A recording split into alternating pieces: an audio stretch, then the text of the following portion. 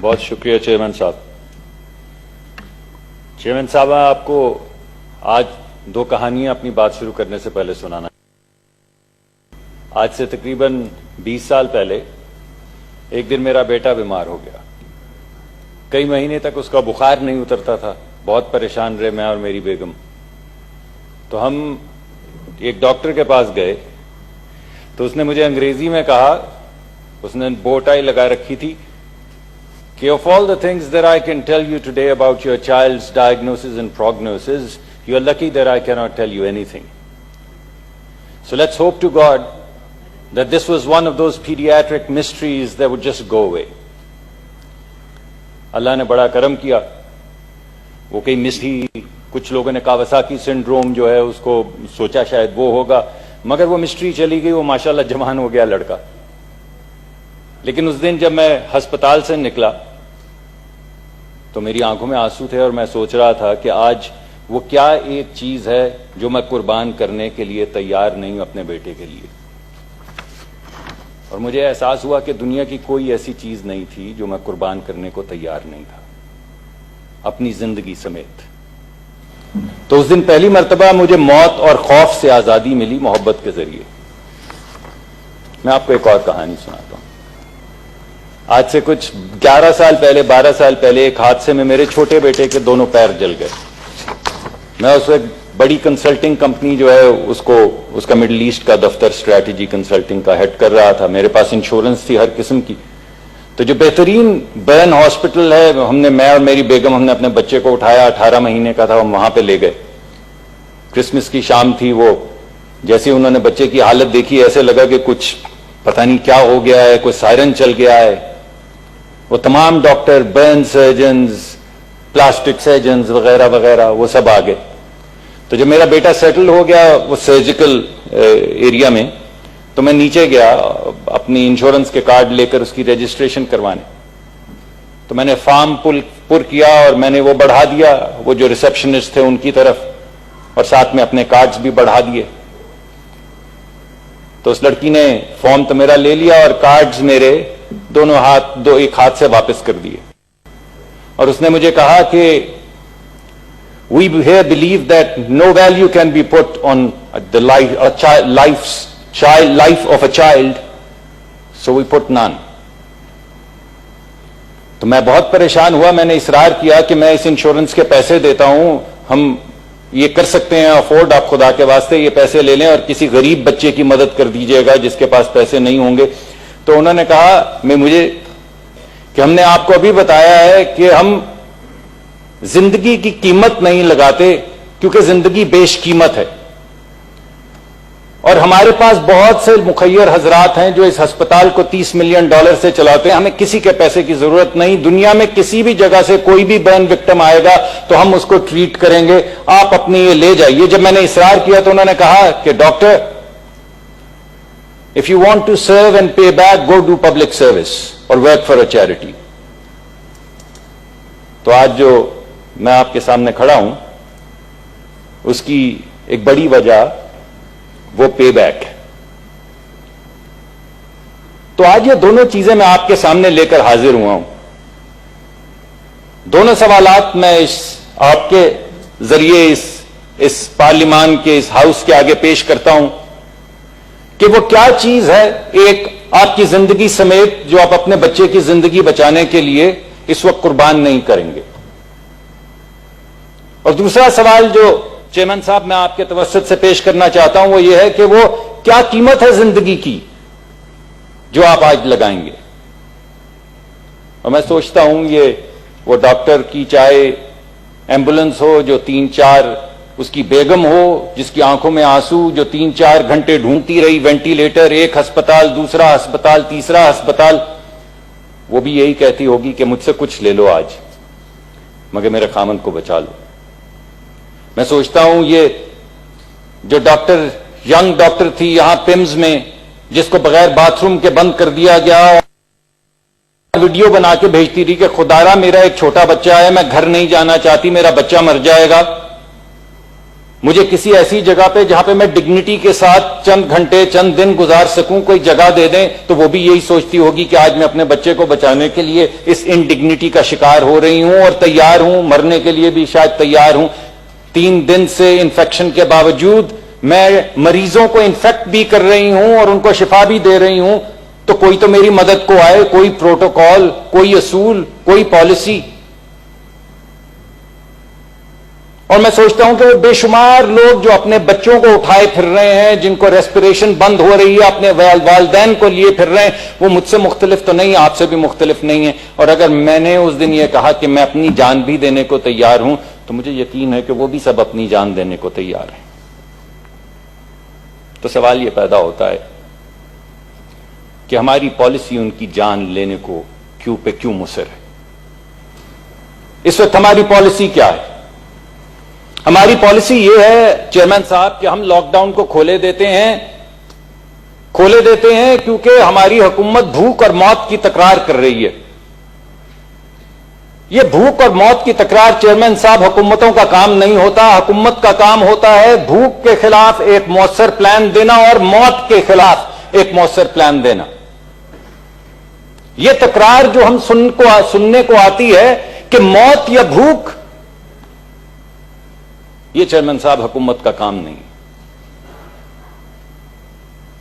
ہمارے ہاں اس وقت جو پالیسی ہے, ہم اگرچہ اس کو یہ نہیں کہتے, مگر جب ہم لاک ڈاؤن ہٹاتے ہیں تو ہم ہرڈ امیونٹی کی طرف جا رہے ہیں. ہرڈ امیونٹی کا مطلب یہ ہے چیئرمین صاحب کہ جب 60-70% لوگوں کو یہ انفیکشن ہو جائے گی, جس کو مرنا ہے وہ مر جائے گا اور جس کو بچنا ہے وہ بچ جائے گا. اس میں جب امیونٹی ہوگی تو جو بچ جائیں گے وہ معیشت کا پہیہ چلائیں گے.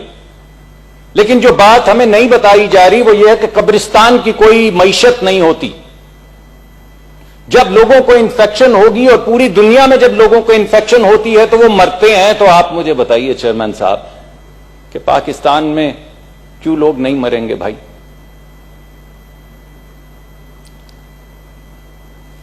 تو میں یہ چاہتا ہوں کہ ہم آج حکومت کا ہاتھ مضبوط کریں. میں یہ سمجھتا ہوں کہ یہ بہت مشکل وقت ہے, اور جس چیز کو ہم یکجہتی کہہ رہے ہیں اس کی بہت زیادہ ضرورت ہے. ہمارے ہاں چیئرمین صاحب ہر 7 سے 10 دن میں اموات جو ہیں وہ دگنی ہو رہی ہیں حکومت کے اعداد و شمار کے مطابق. آج 700 کے قریب ہونے کو ہیں, اس کا مطلب ہے 7-10 دن میں 1400 ہو جائیں گی. اس کا مطلب ہے 7-10 دن میں 2800 ہو جائیں گی. اس کا مطلب ہے کہ 7-8 دن میں 5000 سے زیادہ ہو جائیں گی ہر 5-7-10 دن کے بعد. اور میں سوال اس ایوان سے یہ پوچھتا ہوں کہ وہ کیا نمبر ہے موت کا, جس میں سے ہر بچہ میرا آپ کا بچہ ہے, ہر بزرگ میرے آپ کے ماں اور باپ ہیں, میری 75 سالہ والدہ ہیں جن کو بڑی مشکل سے ہم نے ایک کمرے میں رکھا ہوا ہے کیونکہ وہ ہائپر ٹینسو ہیں, وہ ڈائیبیٹک ہیں, ان کو کورونری آرٹری ڈیزیز ہے. ان کے لیے تو یہ وائرس موت کا پیغام ہے. اور ہم سب کے بزرگ ہیں, اللہ سب کو سلامت رکھے, سب کو سلامت رکھے. ہمیں, ہمارے بزرگوں کو, ہمارے دوستوں کے بزرگوں کو, ہمارے سیاسی مخالفین کے بزرگوں کو. لیکن بزرگوں کے اندر موت کی شرح 10 سے 20% کے قریب ہے. یہ بات ٹھیک ہے کہ ہمارا ایک ینگ ملک ہے جہاں پہ 85% کے قریب لوگ 50 سال سے کم عمر ہیں, اس وجہ سے موت کی شرح تھوڑی کم ہوگی ان میں. لیکن جو بزرگ ہیں, 3-3.5 کروڑ بزرگ جو ہیں, ان میں موت کی وہ نہیں ہوگی, موت کی شرح وہ نہیں ہوگی جو ہماری ینگر پاپولیشن میں ہے. تو کیا وہ 3-3.5 کروڑ لوگ جو بزرگ ہیں جن میں 10 سے 20% اموات کی شرح ہوگی, کیا یہ ہمارے لیے ایکسیپٹیبل ہے؟ تو چیئرمین صاحب یکجہتی اس وقت یہ ہے کہ ہم اس حکومت کی پالیسی کو اپوز کریں, یہ ہے یکجہتی. آج اس فورم پہ اور ہر فورم پہ جہاں پہ ہمارا کام ہے قانون بنانا, آئین بنانا, اصول بنانا, پالیسی کو بہتر بنانا, تو اس تحریک میں کہ اب حکومت کے ہاتھ مضبوط کرنا چاہتے ہیں, اس تحریک میں کہ ہم حکومت کی پالیسی کو بہتر کرنا چاہتے ہیں, ہمیں حکومت کو مؤدبانہ ہم چاہتے ہیں کہ تجاویز پیش کریں. چیئرمین صاحب، یہ ملک پاکستان مسلم لیگ کا نہیں ہے، یہ پاکستان پیپلز پارٹی کا بھی نہیں ہے، یہ پی ٹی آئی کا بھی نہیں ہے، یہ ملی عوامی پارٹی کا بھی نہیں ہے، جماعت اسلامی کا بھی نہیں ہے، JUIF کا بھی نہیں، یہ پاکستانیوں کا ملک ہے۔ یہ پنجابی کا، سندھی کا، بلوچی کا، پٹھان کا، بلتی کا، کشمیری کا ملک نہیں، یہ پاکستانیوں کا ملک ہے۔ یہ کسی غریب کا، امیر کا، مزدور کا، سرمایہ دار کا، لکھاری کا، دانشور کا ملک نہیں ہے، یہ پاکستان کا ملک ہے، تمام پاکستانیوں کا ملک ہے۔ اس وجہ سے ہم سب کو ایک پالیسی، مؤثر پالیسی بنانی ہوگی، اور مؤثر پالیسی کے خد و خال آپ کے سامنے پیش، آپ کے توسط سے حکومت کو پیش کرنے ہوں گے۔ جو ریکمنڈیشنز ہم پیش کرنا چاہتے ہیں، مؤثر ریکمنڈیشن، اسپیسیفک ریکمنڈیشنز، وہ یہ ہیں کہ ایک مؤثر لاک ڈاؤن عید کے بعد تک کیا جائے۔ مؤثر لاک ڈاؤن، ایسا لاک ڈاؤن جو پہلے 1.5-2 ہفتے کیا گیا تھا، اور اسی حکومت نے کیا تھا، اور ہم نے تعریف کی تھی حکومت کی، اور حکومت کے ہاتھ مضبوط کیے تھے۔ ہم یہ چاہتے ہیں کہ اسی طرح کا ایک مؤثر 4-6 ہفتے کا یا 3-4 ہفتے کا لاک ڈاؤن کیا جائے، جس سے اس وائرس کی کمر ٹوٹ جائے۔ پوری دنیا میں چیئرمین صاحب کسی بھی جگہ پہ 6 سے 8 ہفتے کے لاک ڈاؤن کے بعد اس وائرس کی کمر ٹوٹ گئی ہے، اس کی شرح گر گئی ہے، پھر انہوں نے لاک ڈاؤن نرم کرنے شروع کیے ہیں، چاہے وہ اٹلی ہو، اسپین ہو، فرانس ہو، برطانیہ ہو، کوئی دنیا کا ملک ہو، چین ہو، سنگاپور ہو، جن ممالک کی ایگزامپلز آپ نے دی ہیں، ہر جگہ پہ وائرس کی پہلے کمر توڑی گئی ہے اور پھر لاک ڈاؤن نرم کیا گیا ہے۔ یہ کیسے ہو سکتا ہے کہ جب ہم نے مؤثر لاک ڈاؤن کیا تو 1 شخص مر رہا تھا، جب کھولا تو 30 مر رہے تھے؟ یہ کیسے ہو سکتا ہے کہ جس دن ہم نے لاک ڈاؤن مؤثر کیا اس دن صرف 20 اشخاص کی تشخیص روز ہو رہی تھی، اور جس دن کھولا اس دن 700 سے لے کر اب 1400-1500 ہو گئے ہیں؟ یہ کیسے ہو سکتا ہے؟ یہ بتائیے مجھے۔ تو ایک مؤثر لاک ڈاؤن کی ہمیں ضرورت ہے، تجویز نمبر 1۔ دوسری تجویز یہ ہے کہ اب سے لے کے عید تک کا جو وقت ہے اس میں پاکستان، اور مجھے معلوم ہے کچھ کام یہ سینٹرل کنٹرول کر رہی ہے اور بہت اچھا کام کر رہی ہے، ہم معترف ہیں اس کے، کہ پورے ملک کو وارڈز کے اندر یا یونین کاؤنسلز کے اندر تقسیم کیا جائے، اور اس وقت کا فائدہ اٹھاتے ہوئے وہ لوگ جن کو اندر آثار بیماری کے ہیں 100% ان کو ٹیسٹ کیا جائے، اور جس جگہ پہ نہیں ہے بیماری کے آثار وہاں پہ سیرم ٹیسٹنگ کی جائے، رینڈم سیمپل 100 سے 200 لوگوں کا۔ اس سے زیادہ کی ضرورت ہے یونین کاؤنسل میں نہیں ہوگی، اور وہاں کے لوکل ڈاکٹروں سے لیا جائے سمپٹومیٹک ان پٹ کہ کیا کیا کس قسم کے سمپٹمز اس یونین کاؤنسل میں آ رہے ہیں، اور ان 3 بنیادوں پہ 100% وہ لوگ جو سمپٹومیٹک ہیں ان کے ٹیسٹ، رینڈم سیمپل 100 سے 200 لوگوں کے وہ جو سمپٹومیٹک نہیں ہیں، اور ڈاکٹروں کی ان پٹ کی بنیاد پہ پورے پاکستان کو ریڈ، یلو اور گرین زونز میں تقسیم کر دیا جائے۔ اور یہ جو آپ مؤثر لاک ڈاؤن کریں گے، اس سے گرین زونز جو ہیں وہ 70% تک ہو جائیں گے، وائرس کی کمر ٹوٹ جائے گی۔ تو جو گرین زونز ہیں ان میں فل اکنامک ایکٹیویٹی کر دیں آپ عید کے بعد جی۔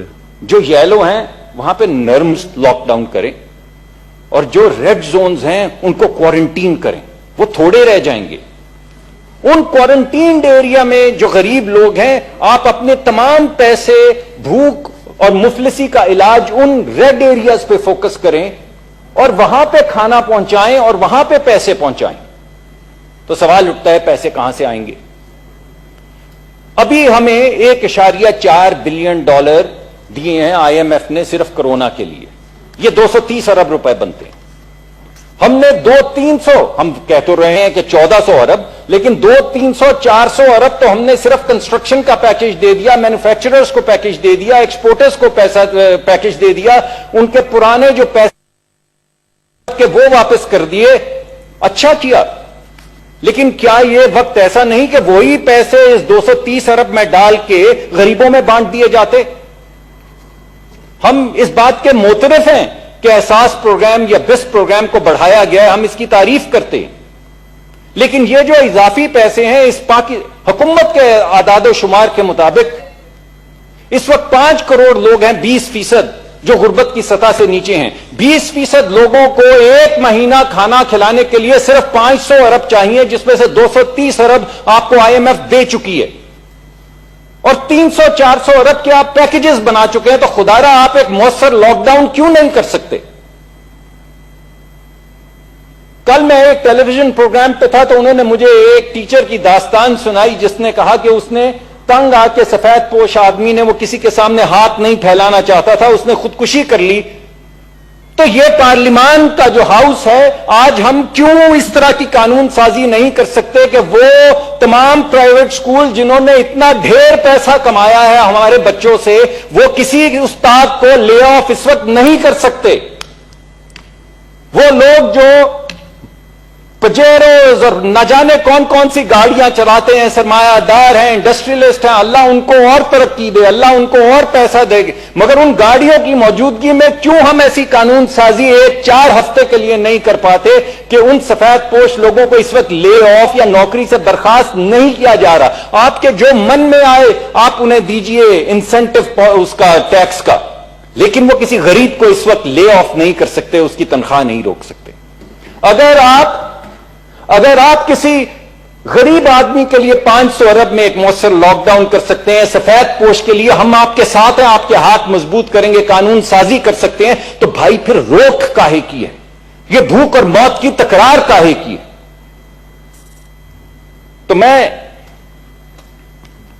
اگر آپ کے توسط سے, جی سینیٹر صاحب, جی میں ختم کرتا ہوں سر, جی میں آپ کے توسط سے اس پارلیمان کے اس ہاؤس کو یہ کہوں گا